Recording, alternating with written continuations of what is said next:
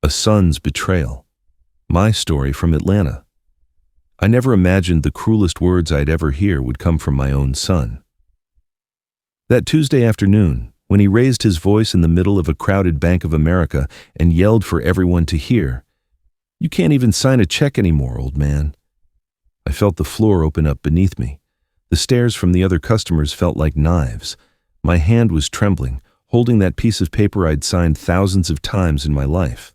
But what Rob didn't know, what nobody in that bank knew right then, was that I'd come there for a very different reason than he imagined. Before I go on, I want to ask you something. If this story is hitting you in the heart, stay with me till the end because you're not going to believe what happens next. Sometimes life teaches us lessons where we least expect them, and this was the hardest one of all. That line from my son bounced around in my ears for days. "You can't even sign a check anymore, old man." Every word was a stab, but the worst part wasn't the words. It was the mocking laugh from Brenda, my daughter-in-law, standing right next to him. That laugh, I knew it so well. The same laugh I'd been hearing in my own home for the last 2 years, every time I made a small mistake, every time I forgot where I left my glasses, every time I asked the same question twice.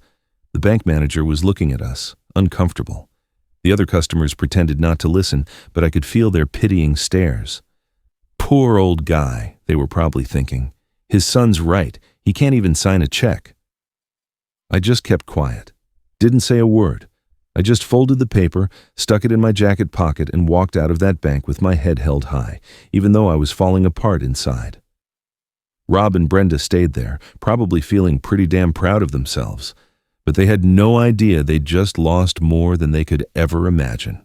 I got to my house, the one I'd put 40 years of my life into, over in Virginia Highland, the house where my 3 kids grew up, the house where my wife, Rose, took her last breath 3 years ago. I sat down in the living room armchair, the same one she used to sit in, doing her needlepoint while I read the newspaper. The silence was deafening. I pulled the paper out of my jacket and looked at it again. It wasn't just any check. It was much more than that. It was a test. And Rob had just walked right into the trap without even knowing it.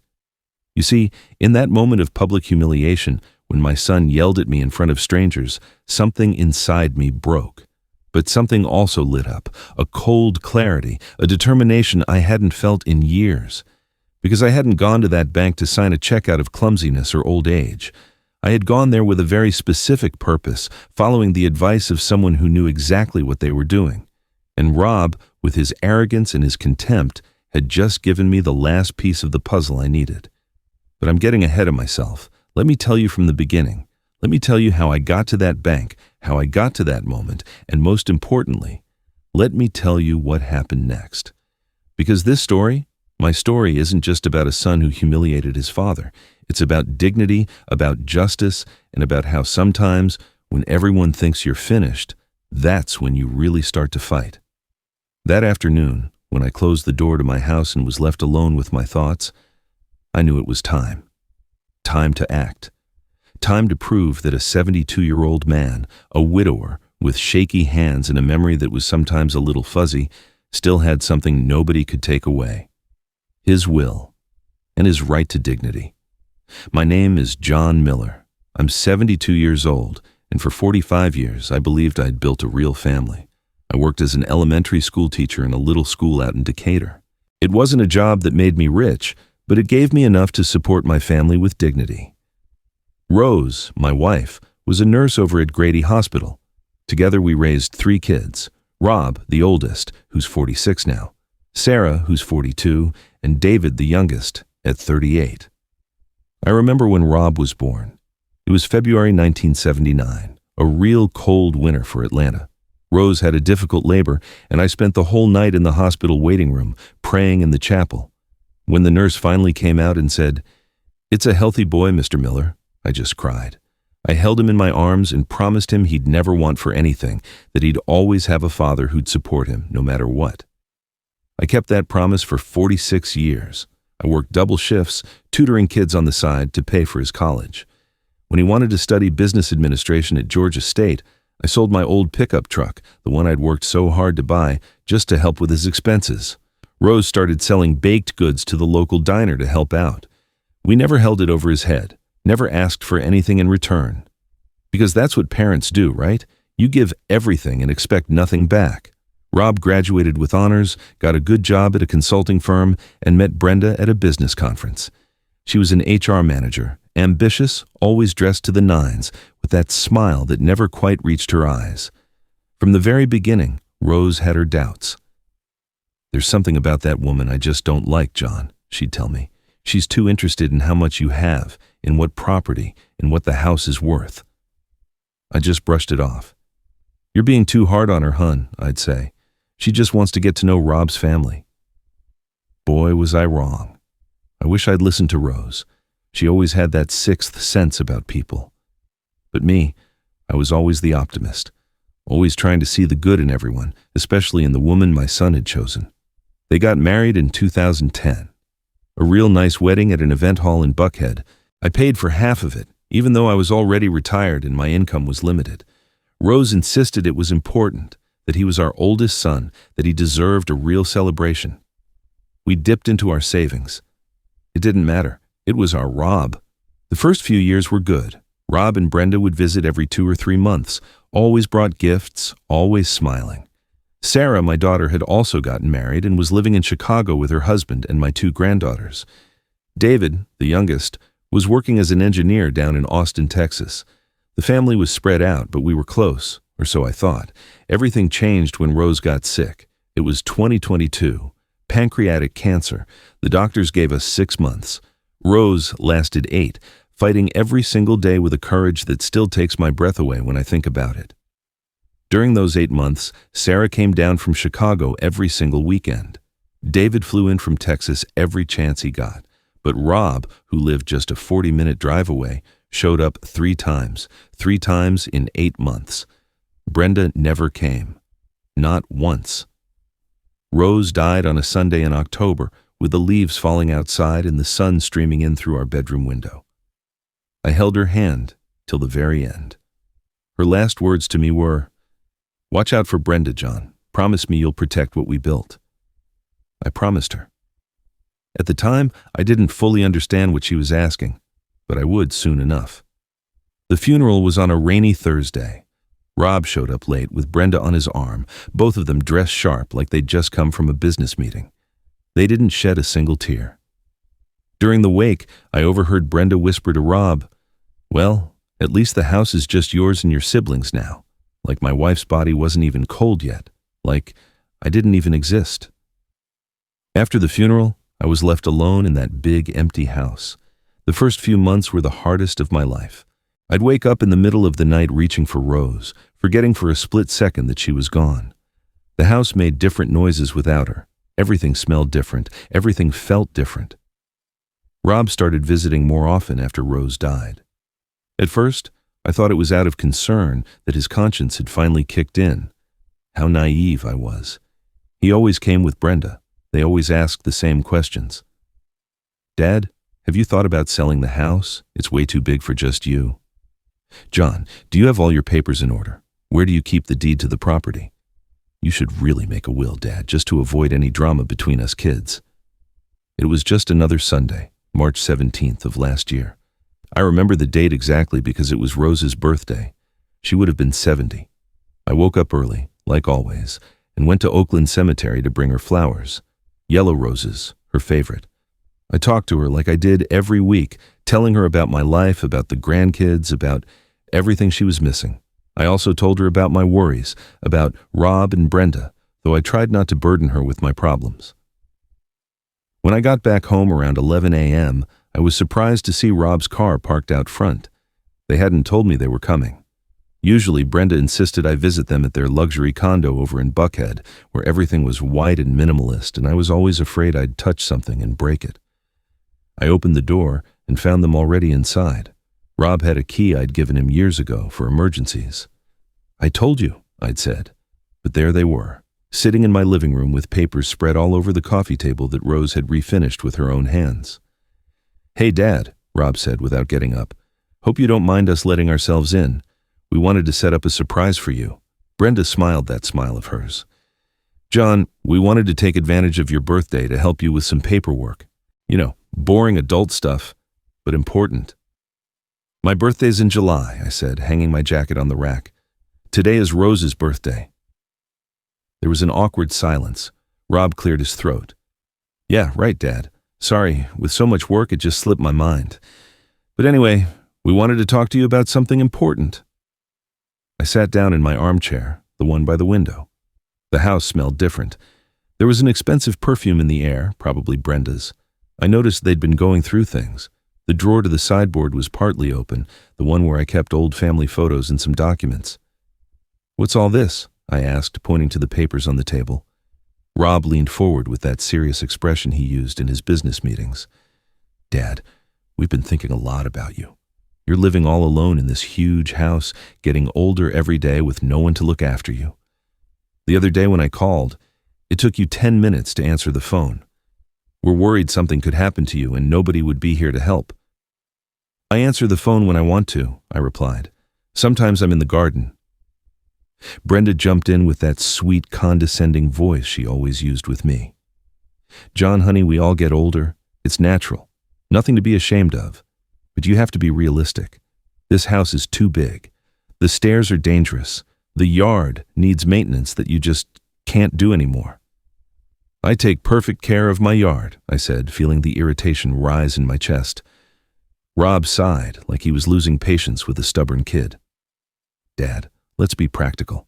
We've found a fantastic assisted living facility, really close to where we live. It has 24-hour nurses, activities for seniors, meals included. You could make friends, have company. You wouldn't be so lonely anymore. The words hit me like stones.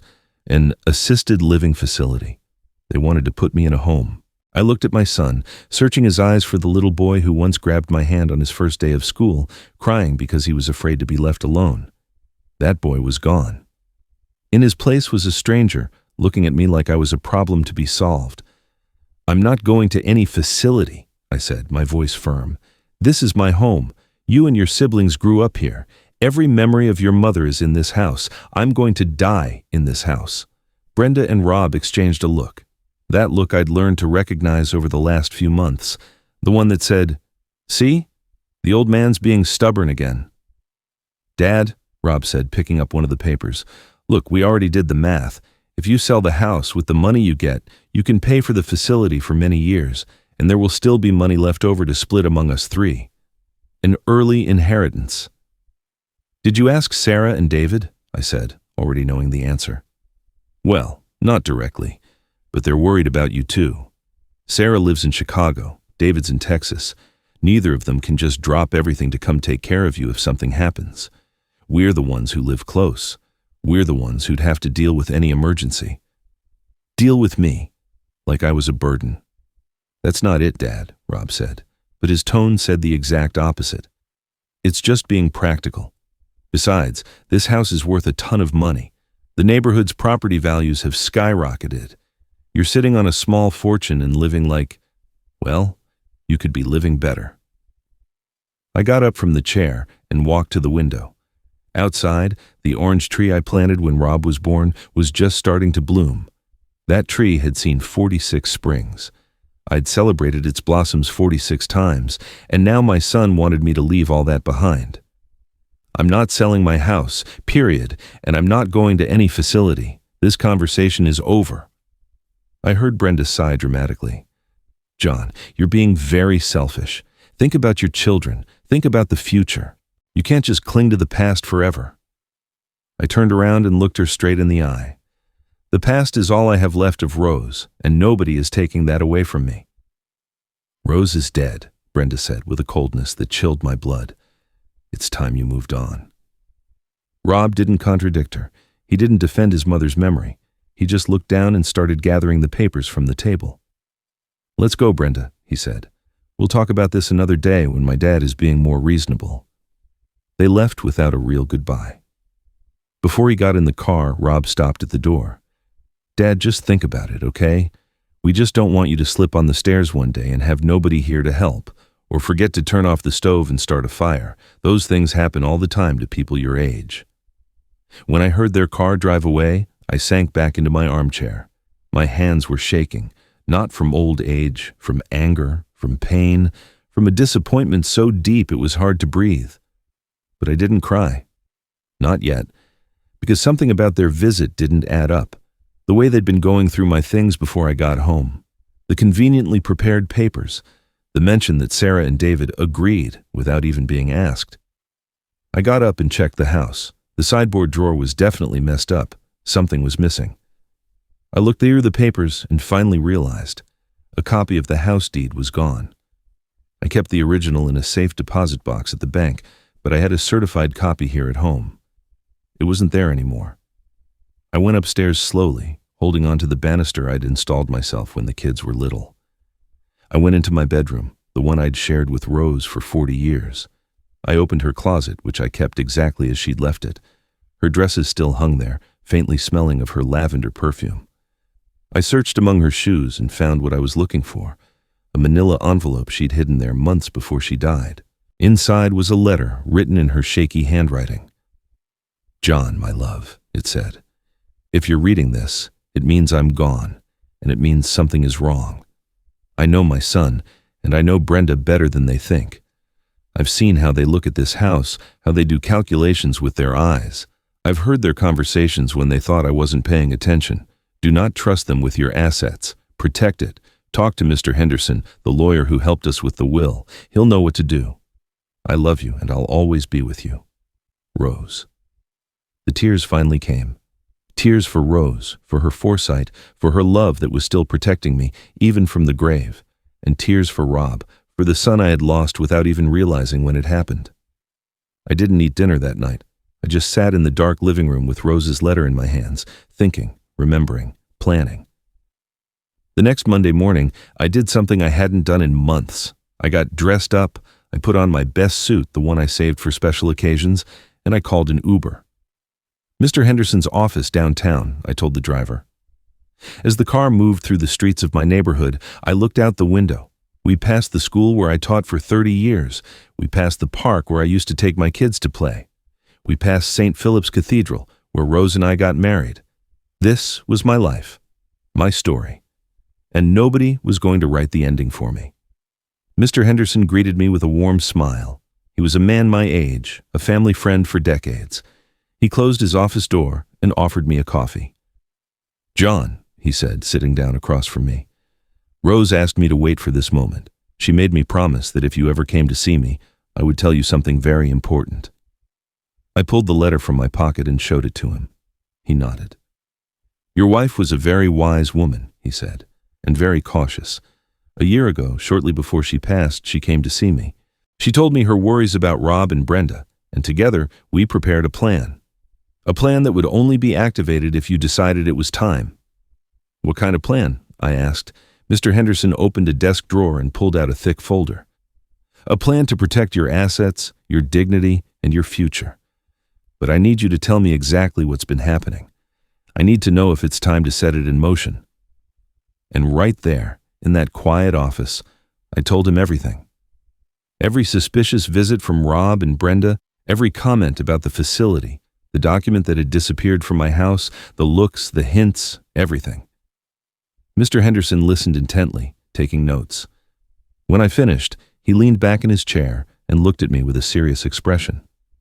"John, what you're describing is the beginning of what we legally call elder coercion. They haven't done anything strictly illegal yet, but they're walking a very fine line. And if that document disappeared from your house without your permission, that's already a problem." "What can I do?" I asked, feeling for the first time in months that someone was taking me seriously. "You can do a lot," he replied.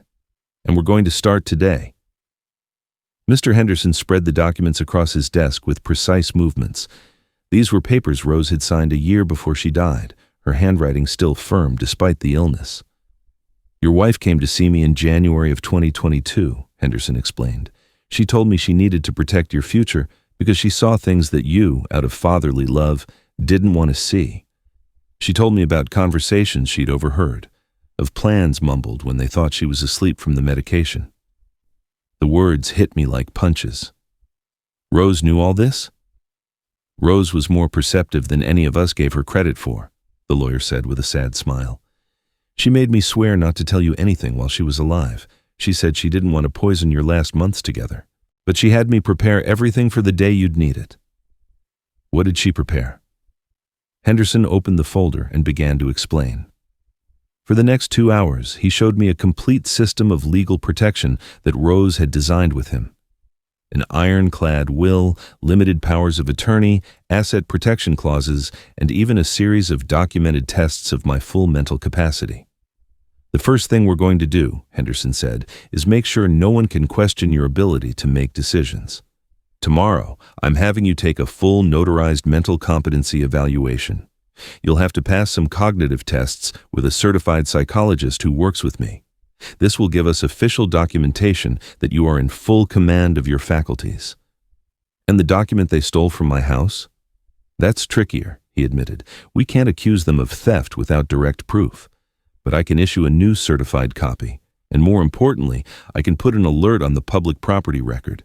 If anyone tries to file any paperwork regarding your house without your physical presence and notarized signature, it will be automatically blocked. I left that office 3 hours later with a briefcase full of documents, and for the first time in months with a plan, with hope, with the feeling that I wasn't in this fight alone. The next few days were quiet preparation. I passed the cognitive tests with no problem. The psychologist, Dr. Evans, a serious man in his 50s, asked me questions, had me solve puzzles, tested my memory. At the end, he gave me a certificate declaring my mental capacity was completely normal for my age. Mr. Miller, he said before I left, I've evaluated hundreds of seniors. You're sharper than a lot of 40-year-olds. Don't let anyone tell you otherwise. I guarded that certificate like a treasure. It was my armor against the accusations of senility I felt were coming. Rob called me 3 times that week. I didn't answer. I sent him texts saying I was fine, just needed some space to think. He replied with increasingly insistent messages. Dad, don't be stubborn. We just want what's best for you. Brenda found a perfect facility. At least come and see it. On Friday of that week, he showed up unannounced. It was 6 p.m. I was in the garden, pruning Rose's rose bushes. I heard his car pull up, heard the car door slam harder than necessary. Dad, he yelled from the porch, we need to talk, now. I took off my gardening gloves slowly, deliberately. I set the pruning shears on the wooden bench and walked toward him. Rob was standing on the porch, his face flushed, visibly angry. Brenda was with him, but this time her mask of sweetness was gone. Her expression was cold, calculating. You've been ignoring me for a week, Rob said, skipping any greeting. What's wrong with you? Are you sick? I'm perfectly fine, I replied. I've just been busy. Busy? Brenda let out a sarcastic laugh. John, you're a 72-year-old retiree. Busy with what? Letting the garden die? I looked over at my perfectly pruned, beautifully blooming rose bushes. I didn't respond to her provocation. Rob sighed with exasperation. Look, Dad, I came because I need you to sign some papers. They're for your own good. He pulled a folder from his briefcase. I recognized the real estate agency's logo on the cover immediately. What is it? I asked, though I already knew. It's an appraisal of the house, Rob said, and a preliminary sales contract. We have an interested buyer, a young family. They're offering an excellent price, above market value. I'm not selling my house, I said, my voice quiet but firm. Dad, don't be ridiculous, Rob snapped. This house is worth $800,000. You're living alone on $800,000 when you could be comfortable in a facility that costs $5,000 a month. The numbers make sense. Any rational person would see that. Then maybe I'm not rational, I replied. This house is not for sale. Brenda stepped forward. Her expensive perfume filled the space between us. John, let's be honest. You can't maintain this house anymore. The garden is a mess. The roof needs repairs. The pipes are old. Every day that passes, the house loses value, and every day you get more fragile. I am not fragile, I said, feeling the anger build. No? Brenda looked me up and down with disdain. The other day you couldn't open a jar of jam. Your hands shake all the time.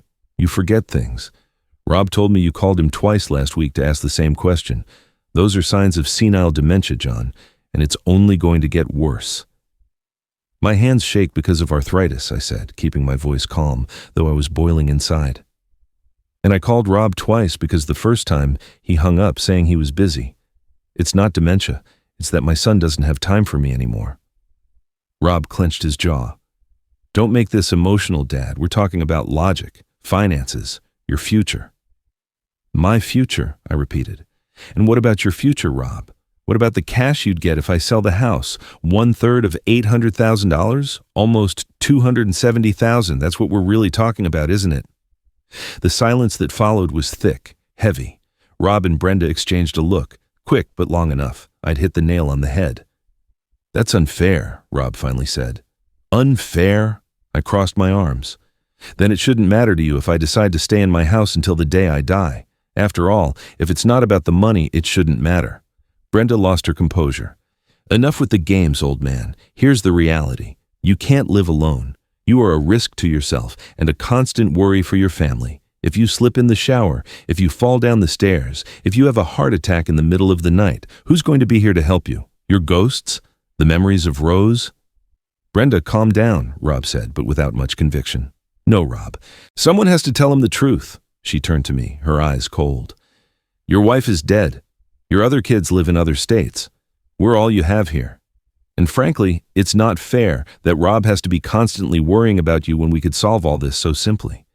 You sell the house, you go to a decent facility, and we can all get on with our lives. Get on with your lives, I said slowly. With my money.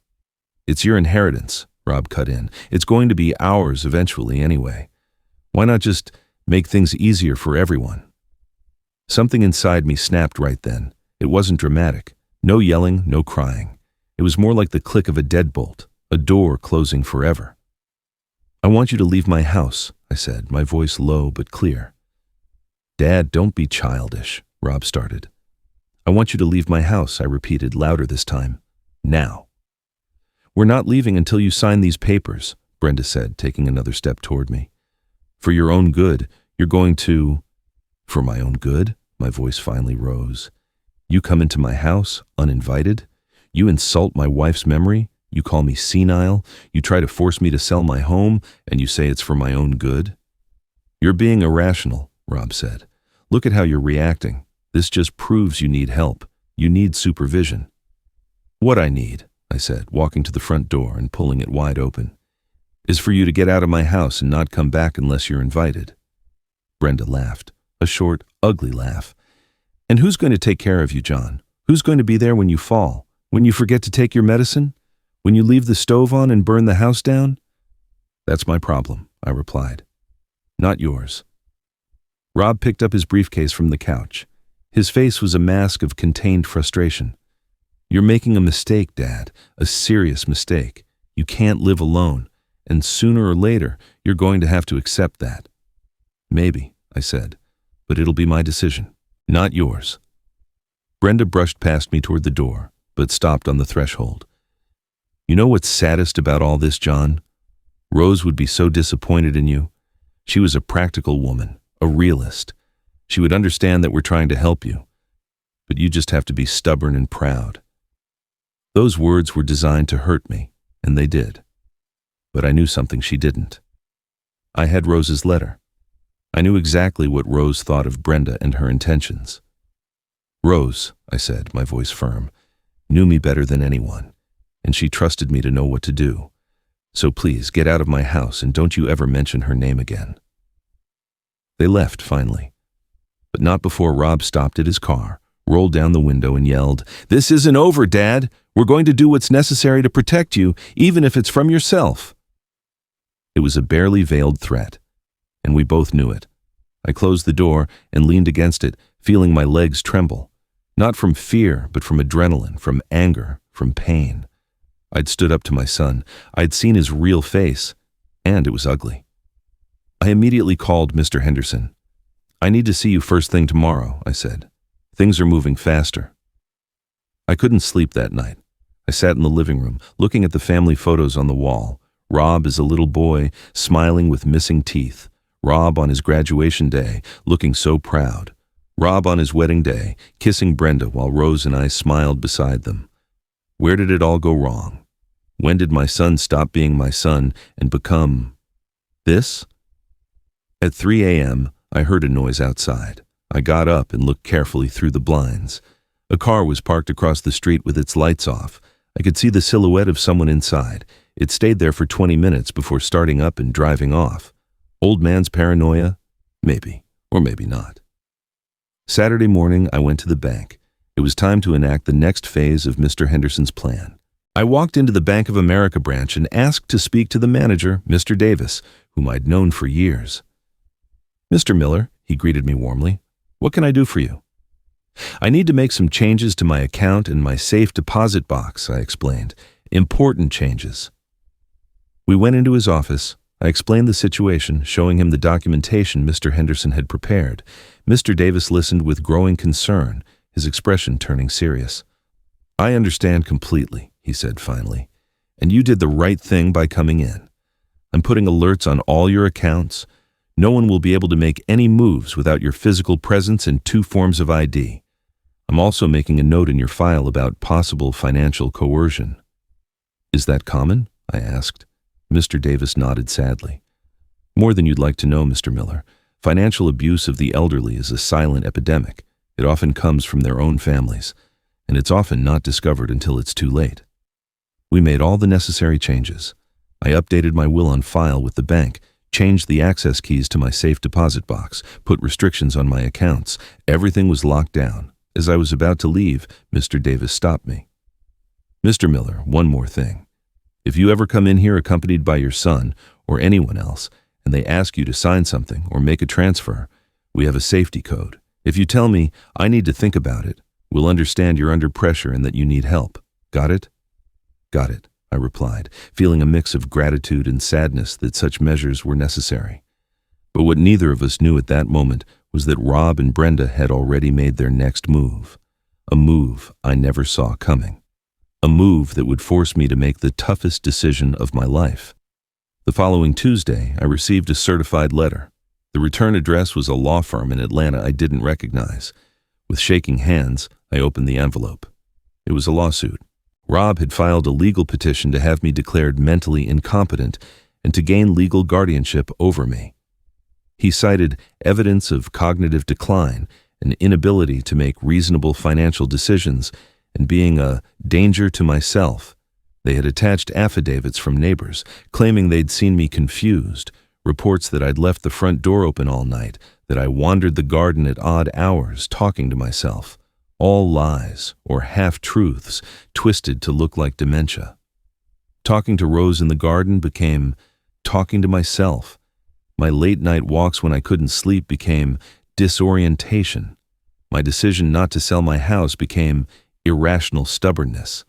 I read the lawsuit 3 times, feeling the betrayal become something physical, something squeezing my chest, making it hard to breathe. My own son had sued me. My own son was trying to have me declared incompetent. My own son wanted to take away my freedom, my dignity, my right to decide over my own life. I didn't sleep that night. I just sat on the bed I'd shared with Rose for 40 years, the lawsuit in my hands, reading it over and over until the words blurred. Not from tired eyes, but from the tears I finally let fall. When did I lose my son? Was it when he met Brenda? Was it when he started at that high-power firm where money was everything? Or was it long before that? A moment I missed because I was too busy being the father I thought he needed. I remembered the night he was born. Rose had been in labor for 18 hours. I couldn't be in the delivery room. They didn't allow that back then. So I waited outside, pacing the hospital corridor, praying or smoking cigarettes, even though Rose had made me promise I'd quit. When the nurse finally came out and said, "You have a son, Mr. Miller," I wept with joy, cried like a baby. I held him in my arms for the first time and promised him the world. Promised he'd never want for anything, that he'd always have a father who'd support him, that I would love him unconditionally. I kept those promises, every single one. So why couldn't he keep the one unspoken promise that exists between parents and children? The promise of respect, the promise of dignity. I got up from the bed and walked through the dark house. Every corner held a memory. The hash mark on the kitchen door frame where we measured the kids' height every birthday. The living room window where Rob would sit, waiting for me to come home from work.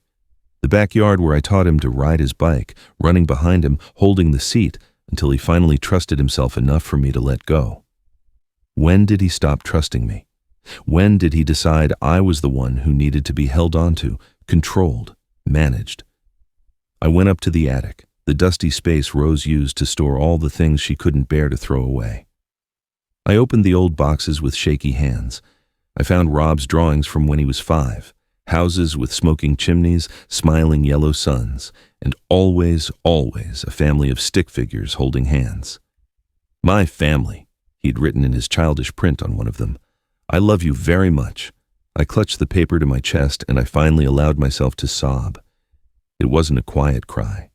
It was the wail of a man whose heart had been broken in a way he knew would never fully heal. I cried for the little boy who drew happy families. I cried for the man he'd become. And I cried for myself, for the innocence I'd lost, for the faith in my son that had just evaporated like the smoke from those drawn chimneys. When the sun started to come up, I came down from the attic. I hadn't slept, but I didn't need to. The pain had kept me company all night, but it had also given me clarity. A cold, hard clarity, like glass. I showered, shaved carefully, and put on my best shirt. If they were going to treat me like a senile old man, I would show them exactly how sharp I was. I called Mr. Henderson at 8 a.m. on the dot. "I've already seen the petition," he said before I could even speak.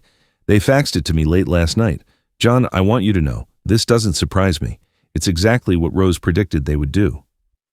Rose? She knew they'd do this. My voice sounded broken, even to my own ears. Rose knew Brenda better than anyone, and she knew the influence she had over Rob. It's why we prepared everything so carefully. John, they think they have you cornered, but they have no idea what we have waiting for them. "What do we have?" I asked, clinging to that "we" like a drowning man to a piece of wood. "Evidence, documentation, witnesses. We're going to prove you're completely competent, but more than that, we're going to prove exactly what they are doing and why." We met at his office 2 hours later. This time, we weren't alone. There was a notary, a forensic psychologist, and to my complete surprise, Sarah and David had flown in from Chicago and Austin. "Dad!" Sarah ran to me and hugged me tight. She'd always been the emotional one, the one who wore her heart on her sleeve. "Why didn't you tell us?" "I didn't want to worry you," I said, hugging her back. "You have your own lives, your own families." "You are our family," David said, his voice deep, his accent now with a slight Texas twang after all these years. "And Rob does not speak for us. We never, ever agreed to this." I sat down as they explained. Rob had sent them an email 3 days prior, informing them of the lawsuit as a done deal. He'd told them it was necessary and for the best. He didn't ask for their opinion. He didn't ask for their support. He just assumed they'd go along. "I called him immediately," Sarah said, her eyes filling with tears. "I told him he was insane, that you're perfectly fine. He told me I couldn't judge because I live in Chicago and don't see you every day. That he was the only one who really knew how bad you were." "He told me the same thing," David added. "When I told him I was flying out, he said not to bother, that you were having a bad spell, and it was best to let the professionals handle it." Mr. Henderson took over. "What Rob doesn't know is that Sarah and David both contacted me 6 months ago. Rose wrote them letters too, letters they were only to open if something like this happened. They've been kept in the loop on everything." I looked at my 2 younger children, these kids who'd grown into adults I respected, who respected me. And something warm began to thaw the ice that had surrounded my heart all night. "Rose was an amazing woman," Sarah said, pulling a letter from her purse. "Look what she wrote to me." I read Rose's letter to Sarah. It was dated 6 months before her death. In it, Rose explained her worries about Rob and Brenda. She talked about the overheard conversations, the intercepted glances, the mumbled plans. "Take care of your father," Rose wrote. "He doesn't want to see what Rob has become because he still sees the little boy he was. But you and David must protect him when I'm gone, not from old age, but from greed." My wife's words, even from beyond the grave, were protecting me, holding me up, giving me the strength I needed. "We are going to win this," Mr. Henderson said with conviction, "but I need you to understand, it's going to be hard. They're going to bring in witnesses. They're going to try to paint you as confused, as incapable. They'll use every little lapse in memory, every minor mistake as evidence of mental decline. Let them try, I said, and my voice sounded firmer than I felt. I'm 72, not 2. Sometimes I forget where I left my glasses. Sometimes I have trouble opening a jar. That doesn't make me incompetent. It makes me human. Exactly, Sarah said, squeezing my hand. We spent the rest of the day preparing the defense. The forensic psychologist ran me through more exhaustive tests: memory, logical reasoning, financial literacy. I passed them all, not with perfect scores, because nobody my age would, but well within the normal, competent range. Mr. Miller, the psychologist said at the end, you are mentally and emotionally fit to make your own decisions, and I will state as much under oath, if necessary.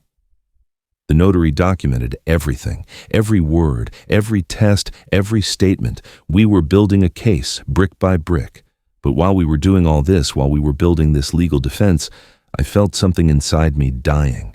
The illusion, the hope, the faith that somehow, miraculously, Rob would come to his senses, that he'd knock on my door, beg for forgiveness, say it was all a terrible mistake. That night, Sarah stayed with me at the house. She made the pot roast I love, the one Rose used to make on Sundays.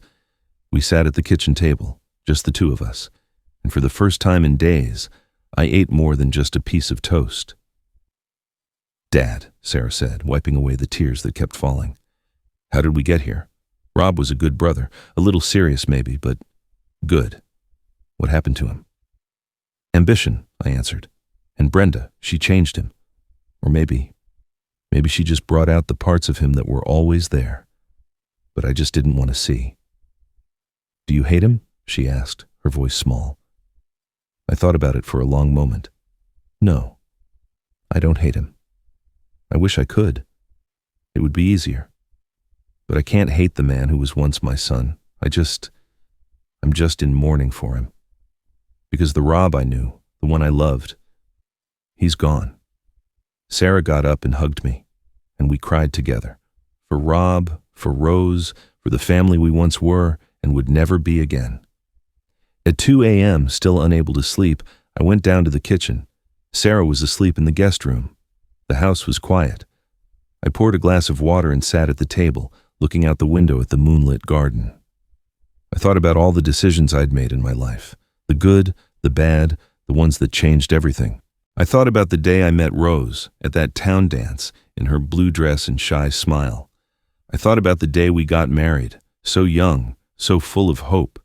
I thought about the birth of each of my kids, every birthday, every Christmas. And I thought about this moment, this decision I had to make.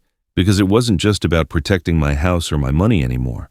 It was about protecting my dignity, my right to be who I was, my right to make my own decisions, even if those decisions included making mistakes. Rob wanted to take that away from me. He wanted to reduce me to a child, to someone who needed permission to live his own life. And as much as it hurt, as much as it tore my heart out, I couldn't let him. I pulled an old notebook from the kitchen drawer and started to write. Not a letter, but a list. A list of all the reasons why I was worth fighting for. Why I was worth still being John Miller, retired teacher, widower, father of 3, and master of my own decisions. I wrote until the sun started to come up again, and when Sarah came down for breakfast and found me there, surrounded by papers filled with my shaky but legible handwriting, she just asked, "Are you ready?" "Yes," I replied, and this time, it was true. I was ready to fight. I was ready to defend my right to be me. And I was ready for Rob to see exactly what he'd lost when he decided that money was more important than his father. Mr. Henderson had given me some advice the night before. "John, before this goes to court, before it gets public and ugly, we're going to make one last attempt. We're going to call them in for a meeting. We're going to show them exactly what we have, and we're going to give them one chance to back down." "And if they don't?" I had asked. "Then," he'd said with a cold smile, "we show them exactly what you're made of." That meeting was set for Friday. 3 days. 3 days to prepare, 3 days to steel my resolve. 3 days to say goodbye to the son who was and prepare to face the stranger he'd become. I called David and asked him to be at the meeting too. He agreed without hesitation. "Dad," he said before hanging up, We're going to be right there beside you, always. And for the first time since I got that lawsuit, I felt something other than pain. I felt gratitude for Sarah, for David, for Rose, who was protecting me even in death, for Mr. Henderson, who was fighting for me, for everyone who reminded me I wasn't alone. Rob had declared war on me. But what he didn't know was that I wasn't defenseless, and when a man has nothing left to lose except his dignity, he will fight with a fierceness that no one expects. Friday came faster than I expected. The meeting was set for 10 a.m. at Mr. Henderson's office. Sarah and David came to my house early. The three of us ate breakfast together in silence, each lost in our own thoughts. "Are you sure about this, Dad?" David asked for the third time. "We can still cancel. We can go straight to court." "No," I replied, adjusting my tie in the hallway mirror. "I want Rob to have this chance, one last chance to remember who he is, or who he was." We arrived at Mr. Henderson's office at 9:30. He was already there, with several files arranged on the conference table. A technician was also there, setting up a video camera. "It's to document everything," Henderson explained. "Every word will be on the record. It's important." At 10 a.m. on the dot, Rob and Brenda walked in. Rob was wearing an expensive suit, the kind that costs more than my pension check for 3 months. Brenda was immaculate, as always, with her perfect hair and heels that clicked on the marble floor. Rob's expression changed when he saw Sarah and David. "What are they doing here?" "We're his children, too," Sarah said, her voice firm. "We have a right to be here." "This is a legal matter," Brenda interjected, "not a family reunion." "Please, sit down," Mr. Henderson said, his voice all business. We all sat around the long table. Me at one end, with Sarah and David on either side. Rob and Brenda at the other. Mr. Henderson at the head with his documents fanned out in front of him. "All right," Henderson began. "This meeting has been called in an attempt to resolve this matter before it reaches a courtroom. Mr. Miller has agreed to this meeting as an act of good faith, hoping you will reconsider your position." "There's nothing to reconsider," Rob said. "My father needs help.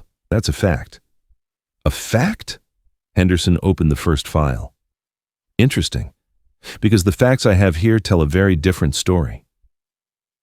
He started pulling out documents, one by one, placing them on the table for everyone to see. "This is a certificate of mental competency issued 5 days ago by Dr. Evans, a certified forensic psychologist. Mr. Miller passed all cognitive tests with results in the normal to high range for his age. This other one is a similar certificate from Notary Public Fernandez. And this," he placed a thicker document down. "This is a full report from his primary care physician, Dr. Peterson, who has treated him for 20 years. Dr. Peterson certifies that Mr. Miller is in full command of his mental and physical faculties." Rob looked at the documents, frowning. Anyone can pass a test when they know they're being tested. I'm talking about his day-to-day behavior, the forgetfulness, the confusion. "Let's talk about forgetfulness," Henderson said, opening another file. "Do you recall the meeting you had at Mr. Miller's home on Sunday, March 17th? Rob and Brenda exchanged a quick glance. "Yes. We went to visit him." "Interesting." Henderson pulled out a small digital recorder, "because Mr. Miller recorded that conversation." The silence that followed was absolute. I saw the color drain from Brenda's face. "That's illegal," she said quickly. "No," Henderson explained with a cold smile. "In Georgia, it is perfectly legal to record a conversation that you are a part of, especially in your own home. And Mr. Miller was wise to do so." He pressed play. Brenda's voice filled the room. "John, let's be honest. You can't maintain this house anymore. Every day you get more fragile." Then my voice. "I am not fragile." And then Brenda again. "No? The other day you couldn't open a jar of jam. Your hands shake. You forget things. Those are signs of senile dementia, John." Henderson stopped the recording. "Senile dementia. Those are very specific words. Words that later appeared in your legal petition. Coincidence?" "We were worried," Rob said, but his voice didn't sound so confident anymore. "Oh, there's more." Henderson pressed play again. We listened to the whole conversation, every hurtful word, every veiled insult, every bit of pressure to sell the house. But what came next was what really changed everything. Henderson pulled out another recording. "This one," he said, is from 2 weeks prior. This Mr. Miller recorded on his cell phone, a conversation you were having in your car parked just down the street from his house. Apparently you didn't know he was in the garden, just on the other side of the hedge. He pressed play. Rob's voice filled the room, but this time, he wasn't talking to me. He was talking to Brenda. The old man is more stubborn than I thought. He's not going to sell voluntarily. Brenda's voice replied. Then we have to force him. The incompetency petition is the only way. Once we have guardianship, we can sell the house without his permission. The notaries I know can rush the process. And what if Sarah and David object? What are they going to do? They live out of state. By the time they figure it out, we'll have already sold the house and divvied up the money. We'll give them their share, obviously. But we get the majority for being the ones to manage everything. I don't know, Brenda. He's my father. He's your father who is sitting on $800,000 while we're drowning in this mortgage. Your father who could help us now, but prefers to be selfish. Rob, think about our future, the bigger condo we could buy, the vacations we could take. He's going to die in a few years anyway. Why wait? There was a silence on the recording. Then Rob's voice. Lower. All right, let's do it. Henderson stopped the recording. The silence in the office was so thick, I could feel it pushing against my chest. Sarah was crying silently. David had his hands clenched into white-knuckled fists on the table. Rob was staring straight ahead, his face completely pale. Brenda's composure was gone. Her mouth was open in shock. That's taken out of context, Rob finally stammered. Context? David's voice was dangerously low. What context makes it okay to say he's going to die in a few years anyway? What context justifies conspiring to steal your own father's house? It's not stealing, Brenda recovered, her voice hissing. It's his inheritance. It would be ours eventually anyway. Eventually isn't now, Sarah shot back, wiping her tears. And he is alive. He's right here. He has a right to live in his own house until his last day, if that's what he wants. Henderson pulled out more documents. But there's more. So much more. Remember that document that disappeared from Mr. Miller's house? The copy of the property deed? Rob didn't answer, but his silence was an answer. It turned up, Henderson continued, in the hands of a real estate appraiser. An appraiser who, coincidentally, is a friend of yours, Rob. An appraiser who gave you a favorable valuation, a valuation that also coincidentally you had already shown to a potential buyer before you even spoke to Mr. Miller about selling. We were being proactive, Rob said weakly. Proactive, Henderson repeated, an interesting word for fraud. It's not fraud, Brenda stood up. Everything we've done is for his own good. He can't take care of that house. He's old. He's alone. One day he's going to have an accident and it's going to be our fault for not stepping in. Sit down, Henderson said, his voice firm. Brenda slowly sat. The lawyer turned to me. Mr. Miller, it's your turn. I'd been silent this whole time, letting the recordings, the documents, the truth speak for me. But now it was time for my voice. I stood up slowly. My hands were shaking, but not from fear or weakness. They were shaking with contained emotion. Rob, I said, looking directly at my son, do you remember the day I taught you to ride your bike? He didn't answer, but I saw something flicker deep behind his eyes. You were 6 years old. You were so scared of falling. You cried and said you couldn't do it. I ran behind you, holding onto that seat for an entire hour. My legs ached, my back was killing me. But I didn't let go. Not until you were ready. Not until you yelled, "Let go, Dad. I can do it alone." And you did. Rob looked down at the table. When did I stop being your father and start being your burden? I asked. When did my shaky hands become evidence of dementia instead of evidence of arthritis? When did my desire to stay in my own home become stubbornness instead of my right? Dad, Rob started, but I held up my hand. I'm not finished. I sold my truck to pay for your college.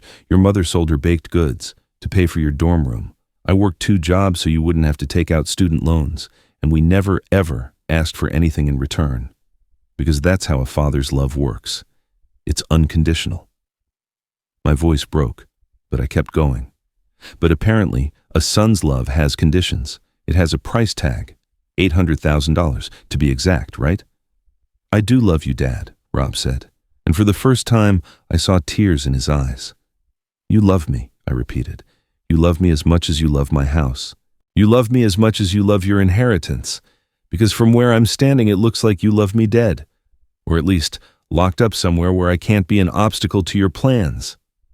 That's not true, Rob stood up. I just wanted to make sure you were safe, that you were taken care of. Liar, David stood up too. I called you 3 times in the last 6 months, asking you to keep me updated on Dad. You never returned my calls. Sarah wrote you, asking if she should come visit more. You told her it wasn't necessary, that you had it handled. You kept us out, intentionally. Because you're not here, Rob yelled. Because I'm the one who lives close. I'm the one who has to deal with everything. Deal with what exactly? Sarah asked, her voice clear. Dad is perfectly fine. He takes care of his house, he takes care of his garden, he cooks his own meals, he pays his own bills. What exactly have you had to deal with? Rob had no answer. He just sank back into his chair, his head in his hands. Henderson seized the moment. All right, now that we've established the facts, let's talk options. You have 2. Option 1, you withdraw this petition immediately. You apologize to Mr. Miller, and this meeting, these recordings, never leave these 4 walls. Option 2, you don't withdraw the petition, and I take all of this, every recording, every document, every piece of evidence of your conspiracy, before a judge. And not only will you lose the incompetency case, you could be facing charges for attempted fraud and elder abuse. That's blackmail, Brenda hissed. No, Henderson corrected. It's justice, and you have 30 seconds to decide. The silence stretched. I counted the seconds in my head. 1, 2, 3. Finally, Rob looked up. His eyes were red, but there was something else there. Shame, regret. We'll withdraw the petition, he said, his voice hoarse. Rob, no, Brenda started, but he cut her off. Enough, Brenda, just enough. He turned to me. Dad, I'm sorry. I don't know what happened to me. I don't know what I became. I do, I said softly. You became someone who forgot that some things don't have a price, like dignity, like respect, like family. I walked over to where he was sitting and pulled an envelope from my jacket pocket. I placed it on the table in front of him. This is a copy of my new will. Mr. Henderson has the original.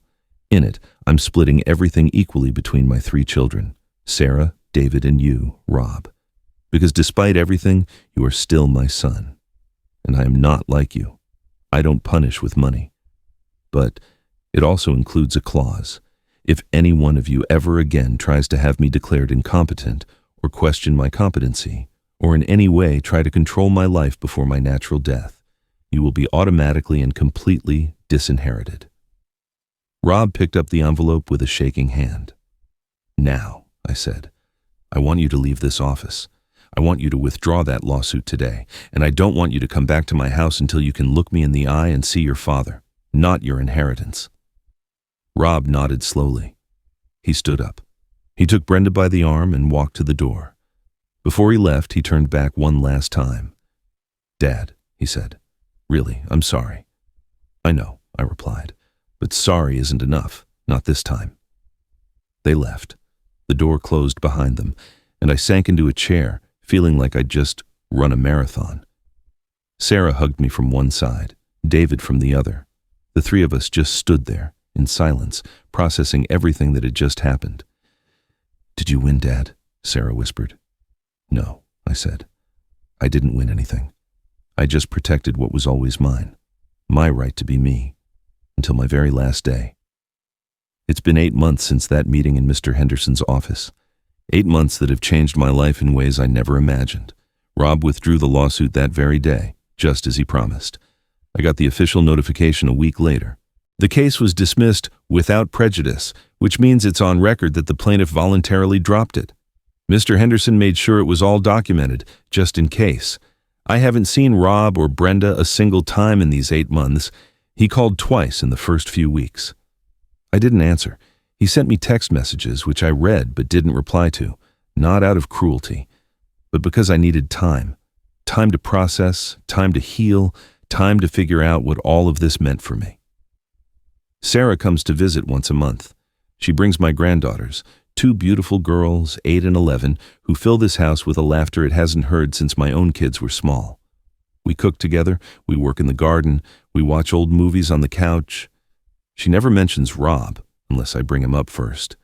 It's our unspoken agreement. David comes every couple of months when he can get time away from his job in Austin. Last time, he brought his wife, Sarah, a wonderful woman who speaks with an accent that makes me smile. They fixed the leaky faucet in the kitchen that had been bugging me for months. David insisted on hiring a plumber, but I insisted we do it together, just like when he was a boy and used to help me with household repairs. The house is still mine. The garden is still mine. My life is still mine. And every morning when I wake up and see the sunlight streaming through my bedroom window, I feel grateful for that, for my freedom, for my dignity, for my right to grow old on my own terms. But it hasn't all been easy. There are nights I wake up and think about Rob, about the boy he was, the man he became, and I wonder if I did something wrong, if I failed as a father, if I could have done something different that would have changed the outcome. Mr. Henderson tells me no. He says everyone makes their own choices, that adult children are responsible for their own actions. But a father's heart doesn't understand logic. A father's heart only knows how to love, even when that love isn't returned in the way you'd hoped. I've learned things in these 8 months, important things.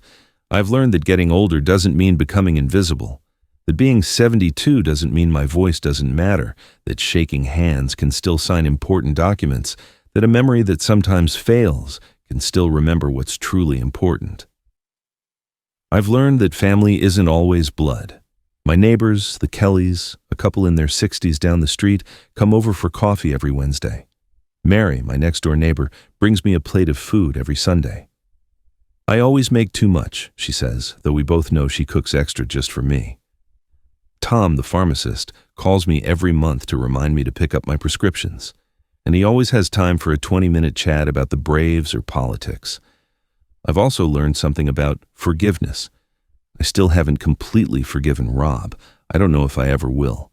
But I've learned that I can move on without it, that I can live a full, happy life without resolving every hurt, without closing every wound. Some scars just stay with us. And that's okay. The money Rob and Brenda coveted so much, the $800,000 value of my house, is still right where it belongs. In my house, in my walls, in my roof, in my garden. But I've made decisions about my estate, decisions that give me peace. I've set up a small trust for my granddaughter's education. I've donated money to the school where I taught for 30 years to be used for scholarships for kids from low-income families. I've updated my will to include donations to several charities Rose and I always supported.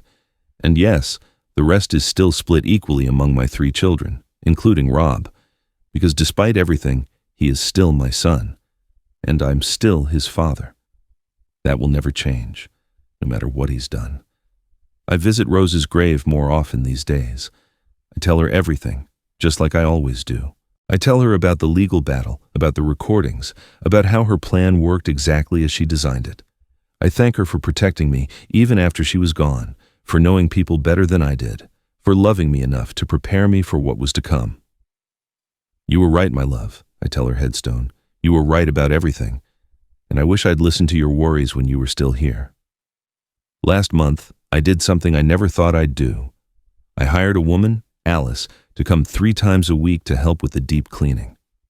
Not because I can't do it myself, but because I've learned that asking for help isn't a sign of weakness. It's a sign of wisdom. Alice is 50. She's a widow too. And in the afternoons, after her work is done, we sometimes sit and have a coffee and talk about our lives. It's nice to have the company. I also joined a Domino's club at the local community center. I go every Tuesday afternoon. There are men and women my age, some older, some a little younger. We play, we talk, we laugh. I've become good friends with an ex-accountant named Tony, 75, who beats me 80% of the time, but cheers for my victories like they're his own. Life goes on, I go on, and that's the most important lesson I've learned, that as long as you're breathing, you have a life. And as long as you have a life, you have the right and the responsibility to live it on your own terms. What happened to Rob and Brenda? I heard through Sarah that they had to move into a smaller apartment. Apparently, they had debts I didn't know about, debts they were counting on my money to pay. I don't feel joy at their hardship, but I don't feel guilt either. The choices they made were theirs. The consequences are too. Sarah told me Rob asks about me, that he wants to visit, that he says he's really sorry this time. I don't know what to do with that information. Maybe one day I'll be ready to see him, to hear him out. But that day isn't today, and it might not be tomorrow either. And that's okay. Forgiveness, I've learned, can't be forced. It comes when it comes, if it comes. What I do know is this: I am John Miller. I'm 73 now. I'm a widower, a father of 3, a grandfather of 2. I was an elementary school teacher for 30 years. I live in the house I love in Virginia Highland. I can still take care of my garden. I can still cook my own meals. I can still make my own decisions. And nobody is ever taking that away from me again. If you're listening to my story and you're in a similar situation, if you have children or relatives who are pressuring you, questioning your ability, looking at your assets with greedy eyes, please take my advice. Protect yourself. Don't wait until it's too late. Find a lawyer you trust, someone who isn't involved with your family, someone who works only for you. Make a clear and specific will. Document your mental capacity. Record conversations if you have to. Put alerts on your bank accounts. Keep all your children informed of your decisions, not just the one who lives nearby. And most of all, remember this: being 70, 80, or 90 years old does not make you incompetent. It does not make you invisible. It does not make you a burden. You are a human being with rights, with dignity, with value. Your life is yours until your very last breath. Don't let anyone take it from you. Old age is not a disease. It's a privilege that many don't get to experience. Rose didn't make it to 70. What I would give for more years with her. So every day I wake up, every morning I see the sun rise over my garden, I see it for the gift it is. There's a saying Rose used to have: don't count the years, make the years count. That's what I'm doing now, making every day count, every conversation, every game of dominoes, every coffee with my neighbors, every visit from my granddaughters, every memory I make, because I know that one day those will be the treasures I leave behind, not the money, not the house, but the memories, the love, the dignity with which I lived right to the end. This has been my story. A story of betrayal, yes, of pain, no doubt, but also a story of resistance, of dignity, of remembering who you are when everyone else seems to have forgotten, of defending your right to be you, no matter your age. And if my story can help just one person, one elderly parent who's facing the same thing, then it will all have been worth it. Then I'll have turned my pain into something useful, my experience into wisdom, my battle into a lesson, because in the end, that's what we are. The sum of our lessons learned, the legacy of our dignity preserved. I'm John Miller, and this is my story. If my story touched your heart, I'd like to know. I'd like to know I'm not alone in this, that there are others out there who understand. Tell me in the comments what city you're listening from. Have you ever been through something similar? Do you know someone who's going through this? You're not alone. You are never alone. There are millions of seniors facing the same pressures, the same fears, the same battles. And every time we share our stories, every time we support one another, we get a little bit stronger. If you know someone who needs to hear this, please share my story. Maybe it's a friend's parent, maybe it's your own parent who's feeling pressure from other siblings. Maybe it's you, wondering if you have the right to defend your own life. The answer is yes. It is always yes. Thank you for listening. Thank you for staying till the end. Thank you for remembering that older people are not invisible, that our voices matter, that our lives have value. Every week I share real stories from people like me, people who found the strength to defend their dignity, people who refuse to be invisible. If you want to hear more stories like this, I invite you to subscribe and ring the bell. And remember, dignity has no age. Respect has no expiration date. Your life is yours, and nobody has the right to take it from you. All the best from my house in Virginia Highland, from this garden I still take care of, from this life I am still living on my own terms. Take care, friends. John Miller, 73 years old, Atlanta, Georgia, USA.